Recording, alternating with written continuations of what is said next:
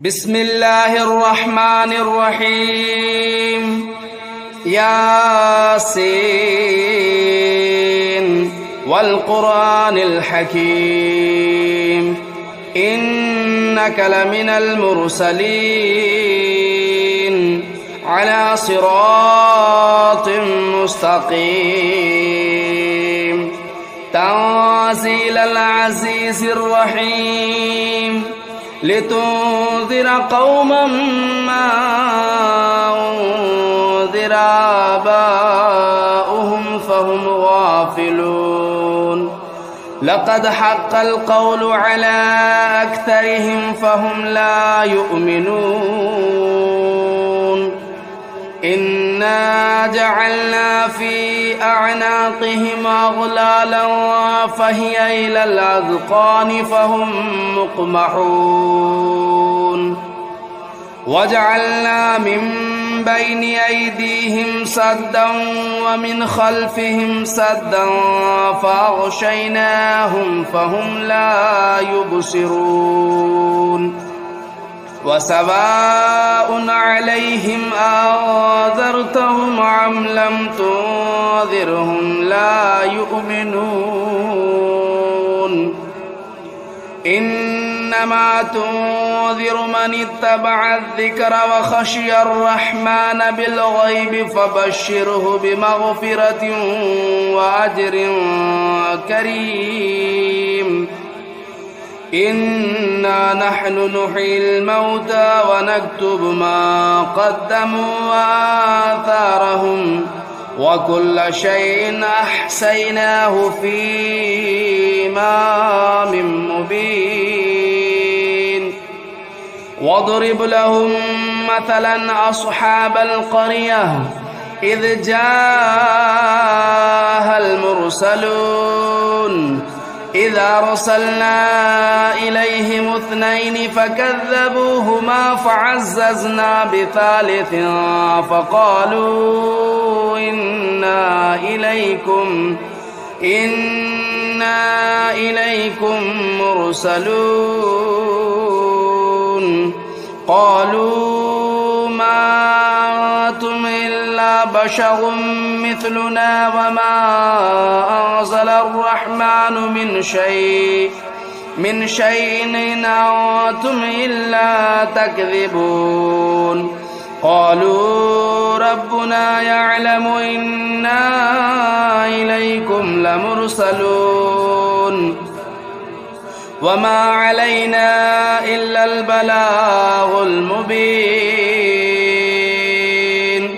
قالوا إنا تطيرنا بكم لئن لم تنتهوا لنرجمنكم وليمسنكم منا عذاب أليم قالوا طائركم معكم أئن ذكرتم بل أنتم قوم مسرفون وجاء من أقصى المدينة رجل يسعى قال يا قوم اتبعوا المرسلين اتبعوا من لا يسألكم أجرا وهم مهتدون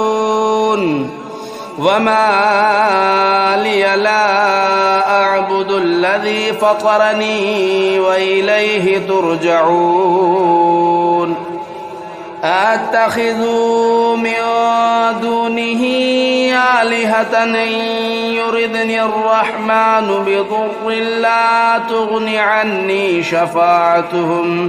شفاعتهم شيئا ولا ينقذون إني إذا لفي ضلال مبين إني آمنت بربكم فاسمعون قيل ادخل الجنة قال يا ليت قومي يعلمون بما غفر لي ربي وجعلني من المكرمين وما أنزلنا على قومه من بعده من جود من السماء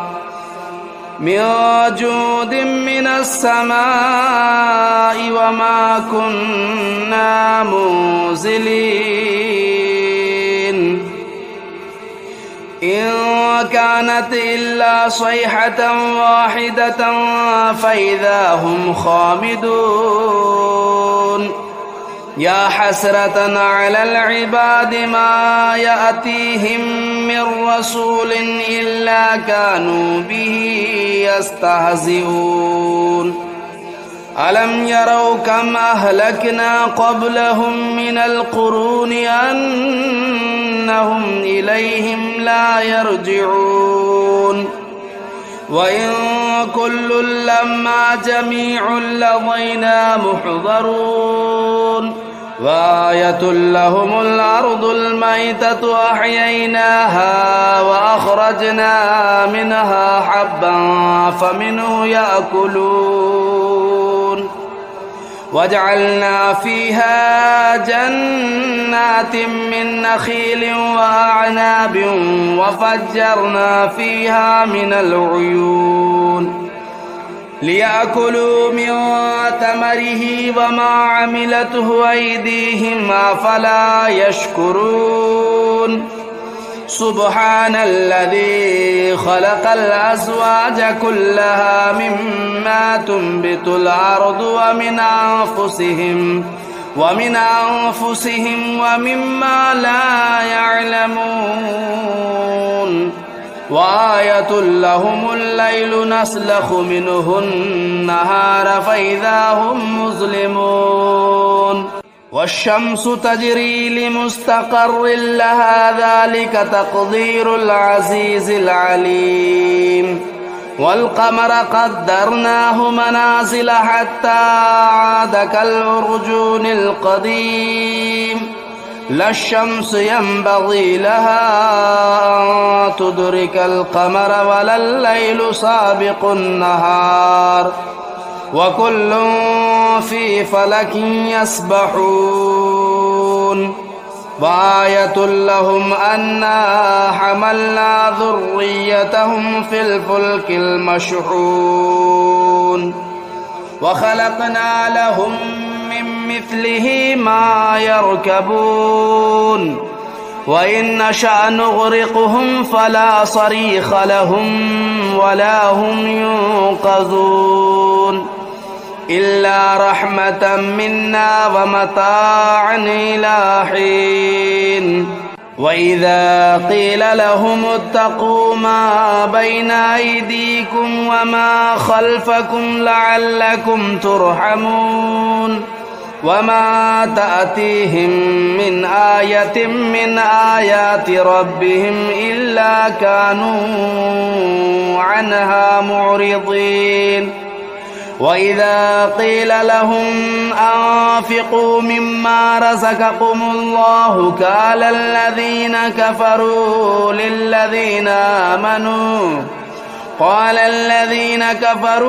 للذين آمنوا أنطعم من لو يشاء الله أطعمه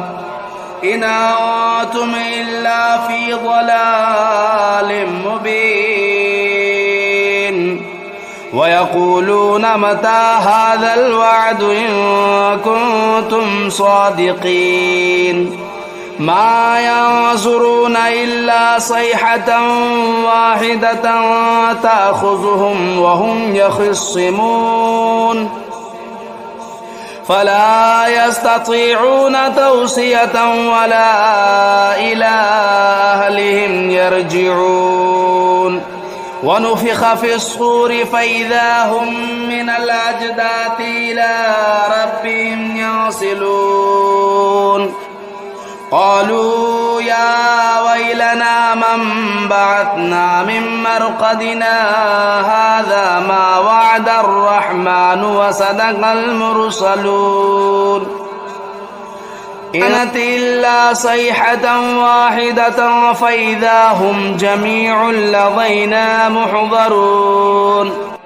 فاليوم لا تظلم نفس شيئا ولا تجزون إلا ما كنتم تعملون إن أصحاب الجنة اليوم في شغل فاكهون هم وأزواجهم في ظلال على الأرائك متكئون لهم فيها فاكهة ولهم ما يدعون سلام قولا من رب رحيم وامتازوا اليوم أيها المجرمون ألم أعهد إليكم يا بني آدم ألا تعبدوا الشيطان إنه لكم عدو مبين وأن اعبدوني هذا صراط مستقيم ولقد أضل منكم جبلا كثيرا أفلم تكونوا تعقلون هذه جهنم التي كنتم توعدون اصلوها اليوم بما كنتم تكفرون اليوم نختم على أفواههم وتكلمنا أيديهم وتشهد أرجلهم بما كانوا يكسبون ولو نشاء لطمسنا على أعينهم فاستبقوا الصراط فأنى يبصرون ولو نشاء لمسخناهم على مكانتهم فما استطاعوا مضيا ولا يرجعون ومن نعمره ننكسه في الخلق أفلا يعقلون وما علمناه الشعر وما ينبغي له إن هو إلا ذكر وقرآن مبين لينذر من كان حيا ويحق القول على الكافرين أولم يروا أنا خلقنا لهم مما عملت أيدينا أنعاما فهم لا مالكون وذللناها لهم فمنها ركوبهم ومنها يأكلون ولهم فيها منافع ومشارب أفلا يشكرون واتخذوا من دون الله آلهة لعلهم ينصرون لا يستطيعون نصرهم وهم لهم جند محضرون فلا يحزنك قولهم إنا نعلم ما يسرون وما يعلنون أولم ير الإنسان أنا خلقناه من نطفة فإذا هو خصيم مبين وضرب لنا مثلا ونسي خلقه قال من يحيي العظام وهي رميم قل يحييها الذي أنشأها أول مرة وهو بكل خلق عليم الذي جعل لكم من الشجر الأخضر نارا فإذا أنتم منه توقدون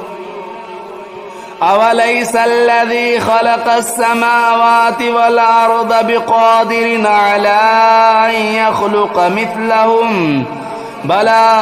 وهو الخلاق العليم إنما أمره إذا أراد شيئا أن يقول له كن فيكون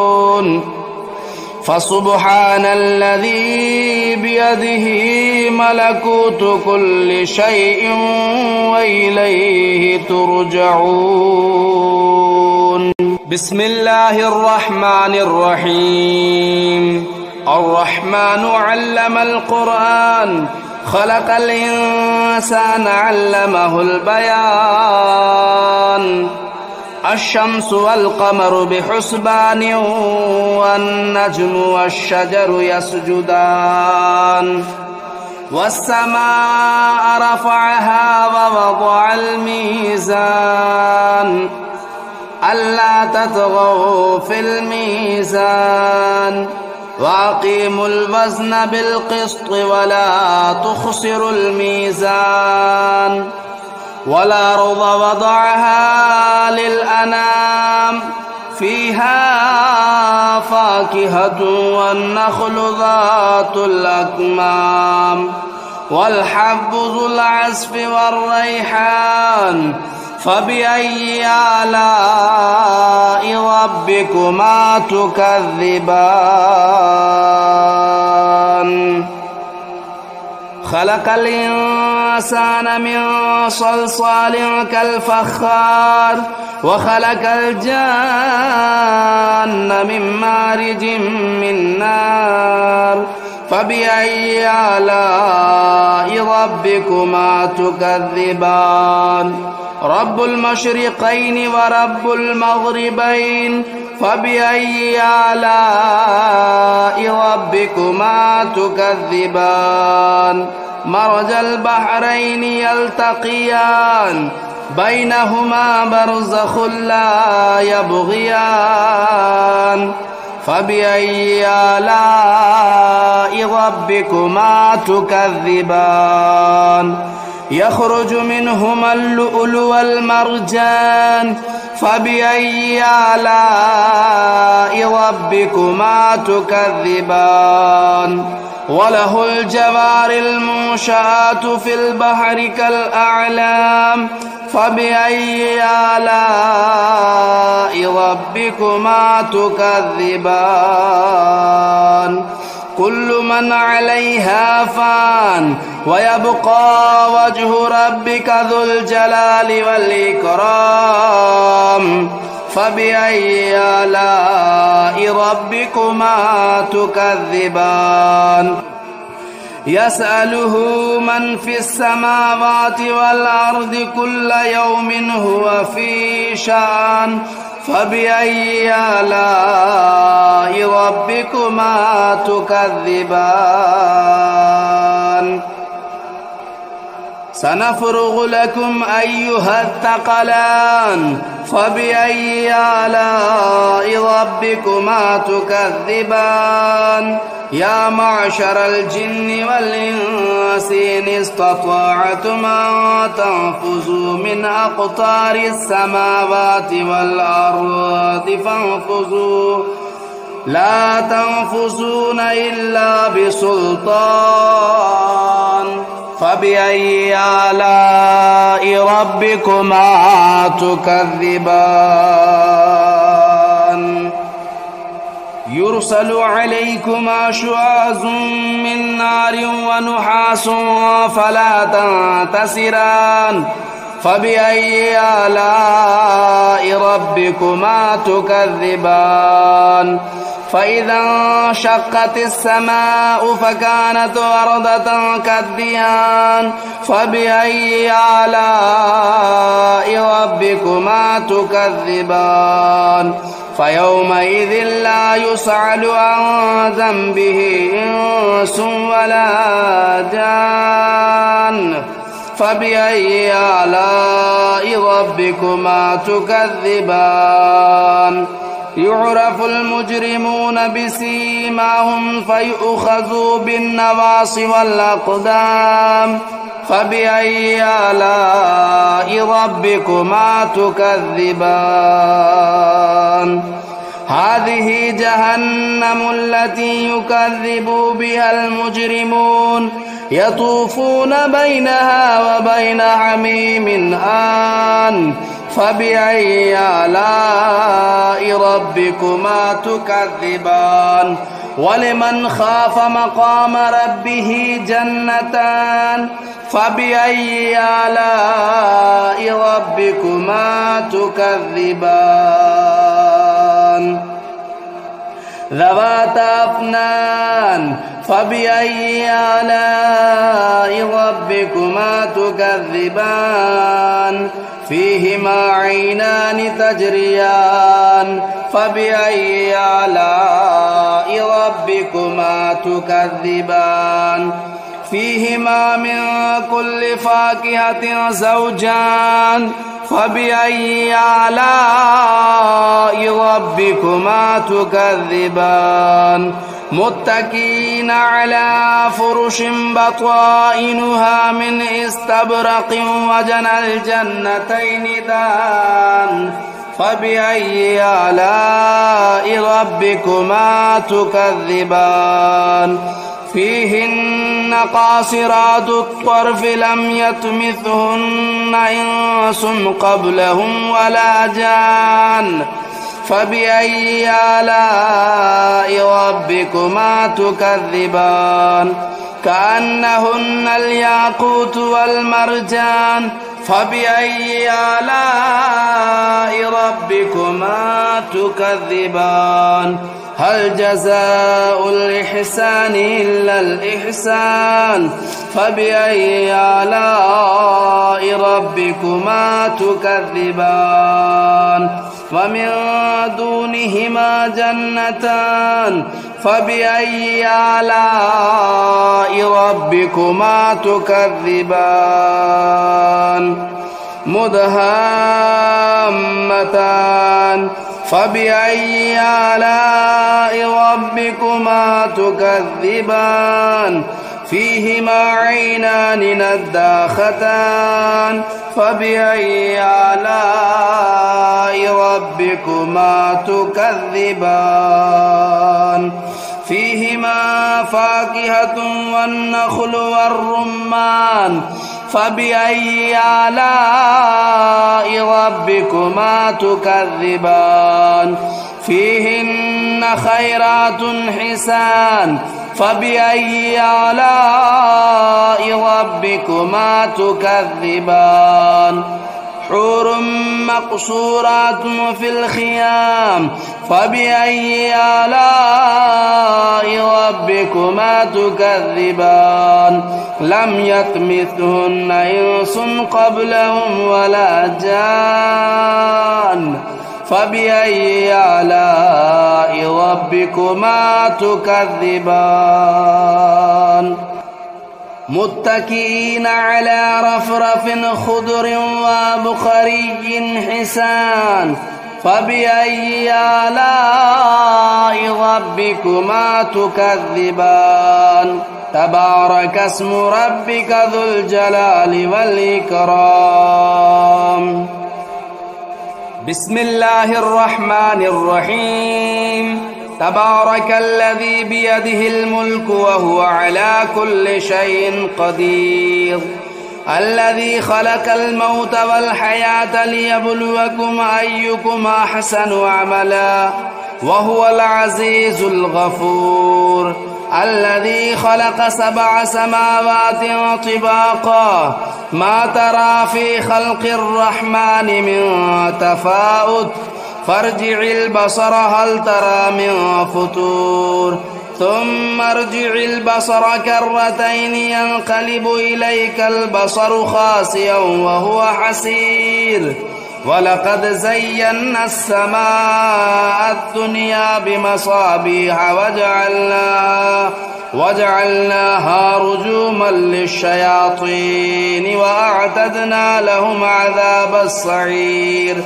وللذين كفروا بربهم عذاب جهنم وبئس المصير إذا ألقوا فيها سمعوا لها شهيقا وهي تفور تكاد تميز من الغيظ كلما ألقي فيها فوج سألهم خزنتها ألم يأتكم نذير قالوا بلى قد جاءنا نذير فكذبنا وقلنا ما نزل الله من شيء إن أنتم إلا في ضلال كبير وقالوا لو كنا نسمع أو نعقل ما كنا في أصحاب السعير فاعترفوا بذنبهم فسحقا لأصحاب السعير إن الذين يخشون ربهم بالغيب لهم مغفرة وأجر كبير وأسروا قولكم أو اجهروا به إنه عليم بذات الصدور ألا يعلم من خلق وهو اللطيف الخبير هو الذي جعل لكم الأرض ذلولا فامشوا في مناكبها وكلوا من رزقه وإليه النشور أأمنتم من في السماء أن يخسف بكم الأرض فإذا هي تمور أم أمنتم من في السماء أن يرسل عليكم حاصبا فستعلمون كيف نذير ولقد كذب الذين من قبلهم فكيف كان نكير أولم يروا إلى الطير فوقهم صافات ويقبضن ما يمسكهن إلا الرحمن إنه بكل شيء بصير أمن هذا الذي هو جند لكم ينصركم من دون الرحمن إن الكافرون إلا في غرور أمن هذا الذي يرزقكم إن أمسك رزقه بل لجوا في عتو ونفور أفمن يمشي مكبا على وجهه أهدى أمن يمشي سويا على صراط مستقيم قل هو الذي أنشأكم وجعل لكم السمع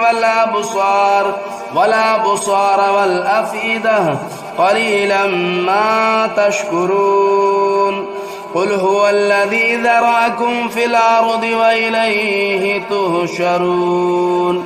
ويقولون متى هذا الوعد إن كنتم صادقين قل إنما العلم عند الله وإنما أنا نذير مبين فلما رأوه زلفة سيئت وجوه الذين كفروا وقيل هذا الذي كنتم به تدعون قل أرأيتم إن أهلكني الله ومن معي أو رحمنا فمن يجير الكافرين من عذاب أليم قل هو الرحمن آمنا به وعليه توكلنا فستعلمون من هو في ضلال مبين قل أرأيتم إن أصبح ماؤكم غورا فمن يأتيكم بماء معين